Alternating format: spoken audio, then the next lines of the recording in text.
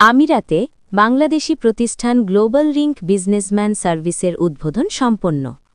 আমাদের BD star টিভির staff reporter Mohammad Abdul Mukid জানান, সংযুক্ত আরব আমিরাতে বাংলাদেশি মালিকানাধীন global link businessman service LLC নামের একটি নতুন প্রতিষ্ঠান আনুষ্ঠানিকভাবে উদ্বোধন করা হয়েছে।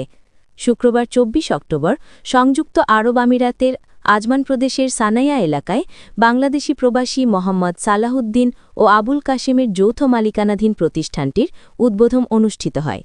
বক্তারা বলেন, প্রবাসী বাংলাদেশিদের ভিসাজনিত সমস্যা সমাধান এবং ব্যবসা খাতের নতুন উদ্যোক্তা তৈরি করতে গ্লোবাল লিংক বিজনেসম্যান সার্ভিস গুরুত্বপূর্ণ ভূমিকা রাখবে।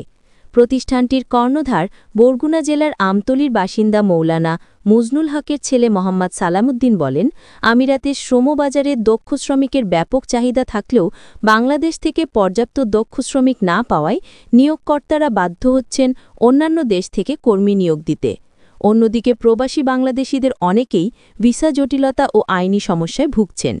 এই চাহিদা ও সমস্যার সমাধানের লক্ষ্যে প্রবাসী বাংলাদেশিদের সহায়তা এবং নতুন উদ্যোক্তাদের ব্যবসা গড়ে তুলতে সহযোগিতা প্রদানের লক্ষ্যেই আমার প্রচেষ্টা থাকবে।